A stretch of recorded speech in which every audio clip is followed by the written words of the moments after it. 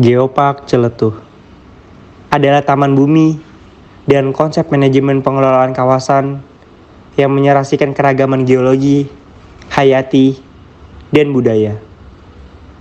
Melalui prinsip konservasi, edukasi, dan pembangunan yang berkelanjutan di kawasan Pelabuhan Ratu, Kabupaten Sukabumi, Provinsi Jawa Barat, Indonesia. Namun di balik keindahan segalanya, ada hal yang masih belum terlihat ke permukaan. Dan bahkan menimbulkan sebuah pertanyaan. Apakah tempat ini layak disebut tempat wisata? Nama saya Muhammad Fiar Supriyatna. Mengurus lifeguard atau water rescue yang situasinya di Balai Vista. Balai Vista itu Badan Pengelola Wisata Tirta. Itu satu.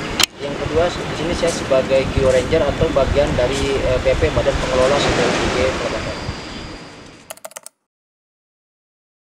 Geopark ini ya, Geopark ini dalam arti taman bebatuan atau taman bumi ya. Geopark itu. Jadi di sini yang lebih lengkapnya Geopark Celetuh.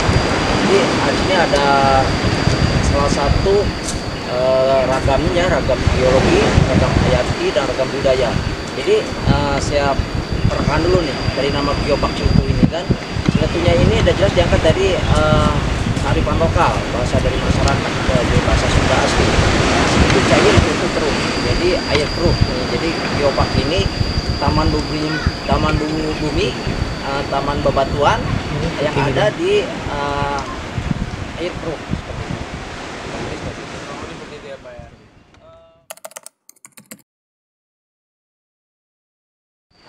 Saya sendiri sebagai masyarakat asli di sini saya sangat bangga ya, luar biasa, dan ini satu kebanggaan untuk warga Indonesia dan warga masyarakat Sukabumi, karena awalnya ini bisa diangkat oleh UNESCO, diakui oleh UNESCO.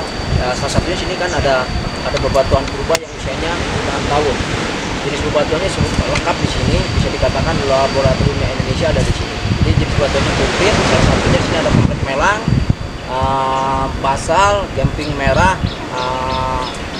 brexit, mungkin ini luar biasa. Itu dari segi ragam geologinya ya, dari ragam hayatinya ini banyak nih. Ragam hayatinya salah satu dari kearifan lokalnya ya, luar biasa di sini. Terus budayanya juga, ragam budayanya juga banyak sini ya, luar biasa, dari keseniannya gitu kan, kebiasaan sehari-harinya masyarakat sini itu luar biasa. Ya, salah satunya itu jadi penunjang. Kita dapat predikat dari UNESCO yang dibilang UGG ya, UNESCO Global Geopark. Dan cukup lengkap ya Pak dari Geopark ya Pak ya.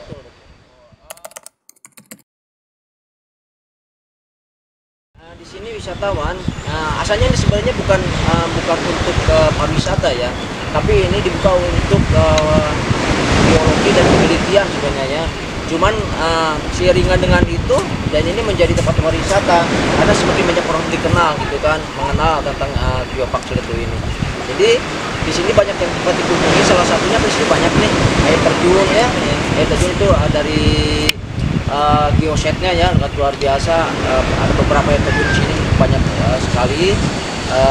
Terus lagi di sini ada kita di Pasir Putih di kawasan Pulau Kunti, ini sangat luar biasa, pantainya putih dan airnya cukup tenang sekali di sini, walaupun sini kita ada di posisi di pantai selatan.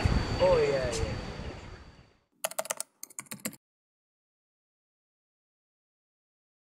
Nah, di sini itu sebenarnya sebelum ada pariwisata di sini, masuk ke pariwisata ya. Dulunya di sini itu mayoritas nelayan dan petani.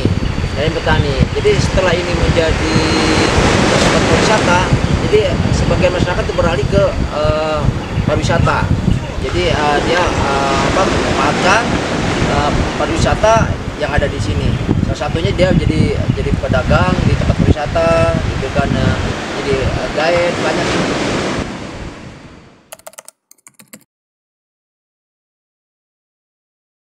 Ini sangat luar biasa ya. Salah satunya bisa dikatakan yang paling terdekat kita ini Curug Cimarinjung dan Curug Sodong. Nah, itu yang menjadi tempat favorit bagi kita. Jadi itu alirannya dari atas, kita dari gunung, dari bukit nih. Karena itu merupakan mata-mata air yang hasilnya dari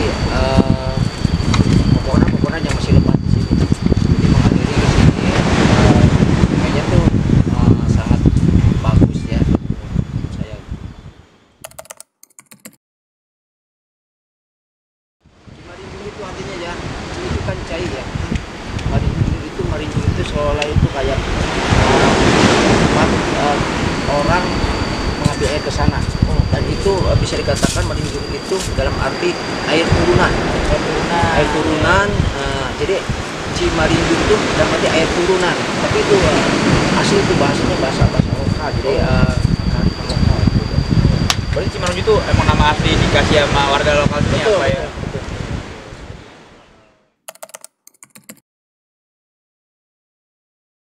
Sebenarnya ini di Indonesia bisa dikatakan ini wisata, salah satu wisata yang lengkap, ya, wisata daratnya, wisata lautnya. Jadi sini water sportnya ada, daratnya salah satunya yang saya tadi bilang ada ini, ada bukit yang bagus tuh, view-nya, pemandangannya. Di sini itu salah satunya untuk atraksinya ya, atraksi wisatanya tuh di darat ada para layang dan tole itu dan selagi di sini untuk water sportnya ya, untuk water sportnya di sini ada tempat snorkeling, tempat camping, untuk orang-orang di sini. Berarti banyak juga snorkeling sini apa ya? Banyak. Ini lokasinya bagus, walaupun di pantai selatan, ini harusnya nggak terlalu kuat, karena kita mesti ada di teluk. Jadi sangat ideal sekali untuk para pengunjung sini untuk melakukan kegiatan atraksi kita di sini. Oke deh Pak. Nah ini asli dari kearifan lokal ya, dari orang lokal yang namain. Sebenarnya Pulau Kunti ini kalau disambungkan dengan bisnis nggak ada. Apalagi dengan bahasa pewayangan, karena orang Sunda tuh lebih dikit yang kental dengan pewayangan yang dibilang ada Dewi Kunti, itu nggak nyambung. Sebenarnya saya kan uruskan banyak nih masyarakat berasumsi lain. Pulau Kunti ini kenapa dinamakan Pulau Kunti? Jadi di salah satu zona intinya Pulau Kunti ini di situ ada guha. Ada guha Pulau Kunti ya. Panjangnya tuh kurang lebih 9 meter, tingginya 8 meter. Jadi masuk kurang itu 9 meter, tingginya 8 meter kurang lebih itu ya. Nah, gua Pulau Kunti ini terbentuknya oleh abrasi laut selama jutaan tahun. Jadi terbentuknya, jadi bukan ada sejarah dari penjajahan, nggak ada. Jadi nggak ada campur tangan manusia. Jadi asli itu terbentuknya hasil dari abrasi laut selama jutaan tahun terkikis berbentuk gua. Nah, di dalam dam itu ya, di bawah gua yang besar itu ada gua kecil. Jadi kalau dihantam gelombang setinggi 5 meter mengeluarkan bunyi seperti orang ketawa. Oh, Dibilanglah Pulau Kunti. Itu seperti itu. jadi karena ada suara ketawa-ketawa tadi yang kena ombak, baru akhirnya orang bilang Pulau Kunti apa? Betul seperti itu. Oh. Ya.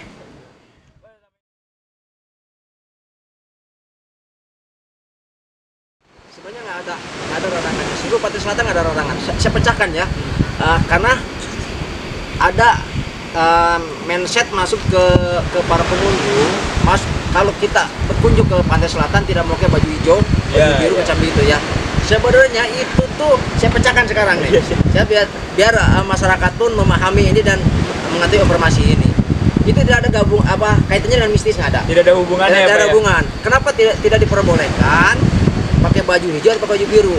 Ketika mereka berenang, terus mereka hanyut, kami pun dari tim rescue untuk susah mencari karena dia sama dengan warna laut. Itu sebenarnya nggak ada dengan mistis, nggak ada sama sekali. Sama sekali nggak ada ya, Pak. Ada. Jadi buat teman-teman nggak usah takut ya Pak kalau mau ke sini. Takut pantai selatan aman. Aman ya. Apalagi ada di sini aman sekali. Tempatnya enak lagi ya, Pak. Tempatnya enak, Bagus nyaman, lagi. luar biasa.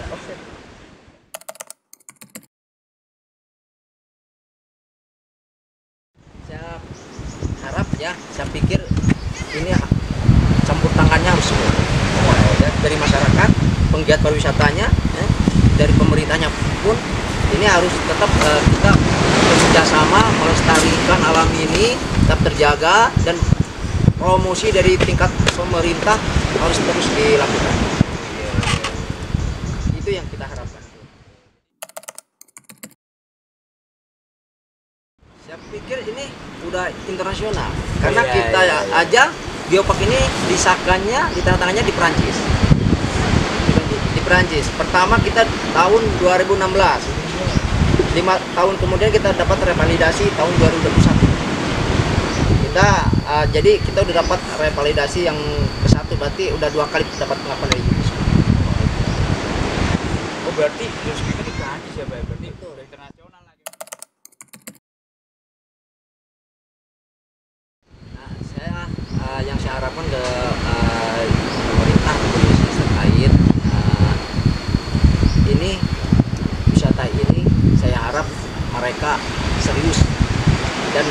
jangan setengah-setengah.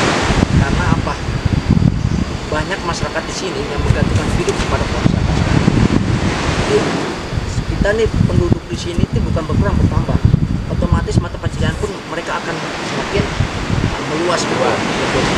Jadi bukan di nelayan aja, bukan petani aja. Mereka tuh sekarang saking banyaknya tambahan penduduk, berarti mereka tuh mencari pekerjaan baru, mata pencarian baru. Katakan ini pariwisata nih. Pariwisata ini saya berharapkan ke pemerintah tetap satu ya, salah satunya tadi mempromosikan, menjaga juga di sini, mensosialisasikan kepada masyarakat juga ya, edukasinya disampaikan kepada masyarakat juga agar ini pengetahuan ataupun SDM-nya rendah mereka paham gitu, wisata ini. Karena itu yang saya harapkan tuh pelayanan terhadap pengunjung itu di nomor satu.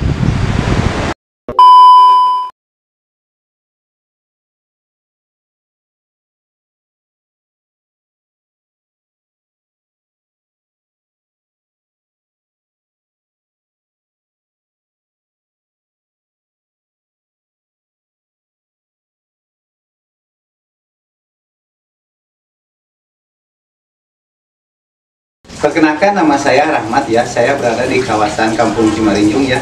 Kampung Cimarinjung itu salah satu kampung yang berada di kawasan Geopark Ciletuh Pelabuhan Ratu. Kebetulan tempatnya di Desa Ciwaru, Kecamatan Cimas, Kabupaten Sukabumi. Oh, kalau saya mah sejujurnya serabutan ya, tani juga iya, pemandu wisata juga iya, aktif di sebuah organisasi kepariwisataan juga iya gitu.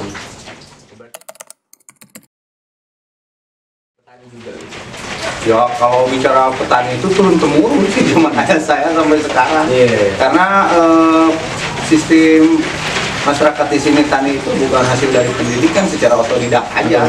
Otodidak, jadi turun temurun memang dulunya udah daerah pertanian. Oh, berarti dari dulu. Banyak sih yang cocok ditanam di sini, kan kita jujur aja. Kita di daerah Ciletuh itu di ke bawah ketinggian 150 meter di atas permukaan laut ya. Ya, yang identik bagus tumbuh di sini itu selain padi itu bisa aja kelapa, mangga gitu ya, dan tanaman yang lainnya gitu. Terutama pisang juga gitu, salah satu andalan di sini.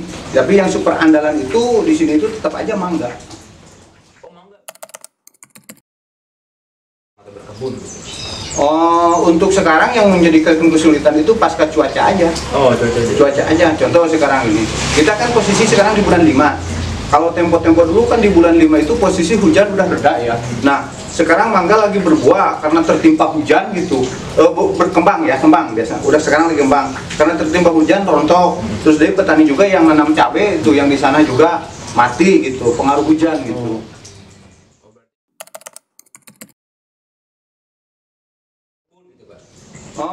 Kalau itu kan berdasarkan skill orang itu ya. Jadi kita tidak, misalnya memang di sini kalau dinyatakan daerah agraris ya memang agraris, karena tumbuh di posisi antara pertanian dan perikanan ya, kelautan ya. Nah, terus berbicara kelautan, jadi seorang pelaut itu tidak gampang, banyak tantangannya. Berbicara kondisi fisik. Nah, kalau fisiknya nggak mampu, nggak kuat, kita nggak bisa untuk pelaut. Jadi saya merasa nggak kuat aja. Tapi yang lain kan banyak ya, pelaut itu.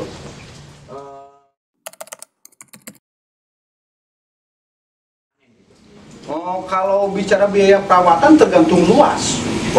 Belum, contoh misalnya, kalau misalnya dari posisi 1 hektar itu, ya, misalnya 1 hektar, kita minimalisasi harus pegang uang 8 juta. 8 juta? Iya. Dan kira-kira hasilnya berapa tuh, Pak? Kalau 1 hektar diambil jeleknya aja itu lari di 4 ton. Misalnya kalau di 4 ton harga gabah 500, 4 kali 5 kan 20. Ya, 4 kali 5 20 juta, masih ada laba gitu secara teknisnya.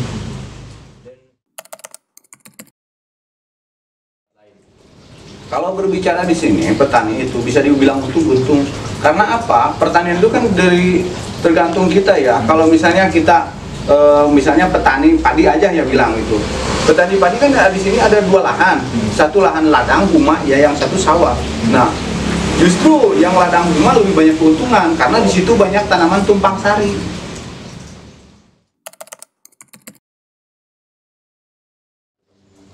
Kalau untuk sementara yang terbalik di sini tetap aja yang menjadi andalan itu menanam padi, mangga dan pisang. Tiga itu ya, Pak ya. Oke. Terus kalau kenapa orang-orang di sini tuh memilih panen-panen yang berbeda di setiap musim? Apakah karena misalkan musim mangga orang-orang bermangga gitu, berganti musim orang berpanen apa gitu Pak? Kira-kira kenapa Pak? Oh gini aja, kalau masalah musim panen itu kalau misalnya dari cocok tanam padi, kita perhitungan dengan cuaca sebetulnya. Jangan kan cuaca kita tidak selalu baku ini bulan ini hujan. Nah yang jadi ukuran itu gitu. Jadi ada berprinsip ini, wah jangan sampai tanggal segini, pasti tanggal segini kering kan. Jadi kita ya di skenario aja biar tanggal segitu nggak kekeringan.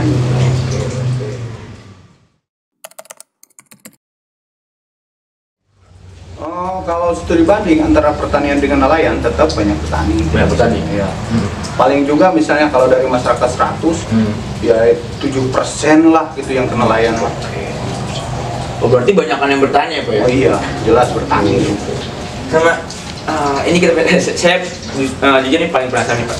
Kan di sini banyak yang jadi petani, ada yang jadi nelayan gitu kan, ada yang bekerja di tempat wisata gitu. Tapi kalau kita bandingkan di antara tiga ini, mana sih Pak yang penghasilannya paling banyak kira-kira? Kalau berbicara penghasilan ya relatif semua juga. Karena punya ada nilai lebih, nilai kurangnya sih. Jujur aja, ya. Kalau nelayan itu kan misalnya kalau musim kemarau kan dia andalannya ya, pas kamu musim selatan gitu ya. Ya memang bagus gitu di sini nelayan. Terus nelayan juga kan di sini nggak satu arah. Itu banyak, ada nelayan pancing, nelayan bagan, ada yang mencari ikan-ikan benur juga, udang khusus. Banyak alurnya gitu. Jadi kita nelayan itu satu orang tidak, di sini multi gitu nelayan. Dan kadang-kadang nelayannya juga bertani juga di sini itu. Oh berganti-ganti gitu ya Pak? Iya. Oh iya. Dia di sisi lain petani, dia di sisi lain nelayan.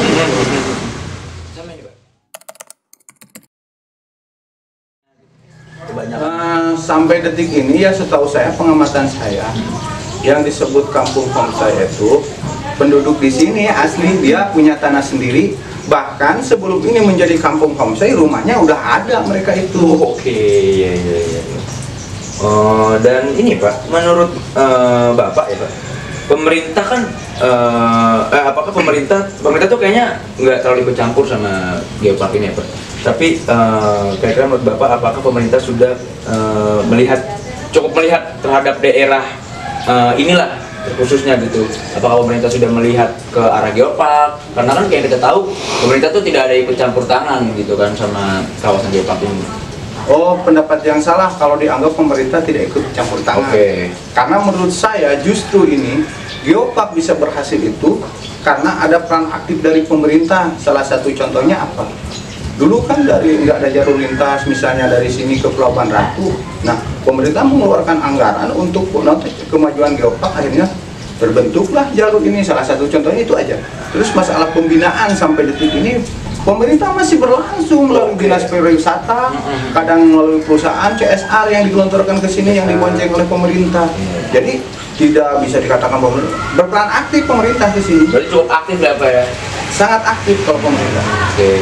Dan pertanyaan yang terakhir mungkin yang saya ingin tahu dari Bapak gitu, apa sih harapan Bapak terhadap pemerintah untuk kawasan geopark ini terkhususnya? Oh, harapan besar saya tetap aja ingin berbicara ke pemerintah, baik pemerintahan kabupaten, provinsi atau pemerintahan pusat ya. Geopark Ciletu itu salah satu ya kebanggaan bangsa Indonesia, aset negara ya, yang udah diakui oleh dunia ya. Ini menjadi aset nasional lah.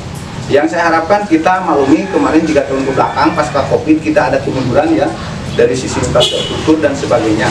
Nah sekarang pasca pemulihannya mohon untuk diperhatikan karena kita masih banyak agenda-agenda yang belum tercapai gitu, Bukan berarti begitu ya, mungkin itu kan masalah anggaran pemerintah atau sendiri, kita tidak bisa simsalabin lah.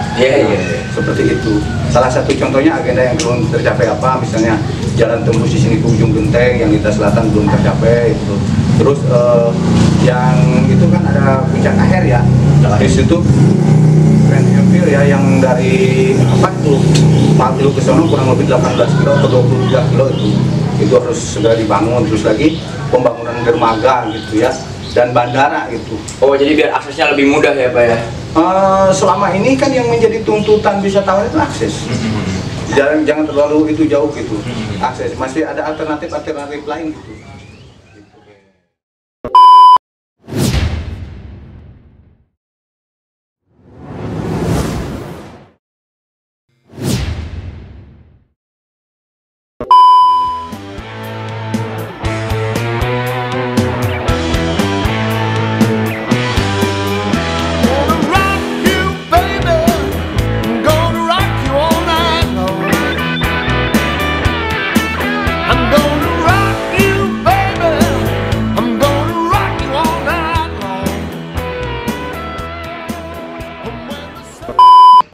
Di dalam tempat ini yang penuh dengan keistimewaannya, Geopark Ciletuh mempunyai cerita-cerita menarik di balik perjalanan ke wisata, daerah sekitar wisata, dan bahkan di balik wisata tersebut.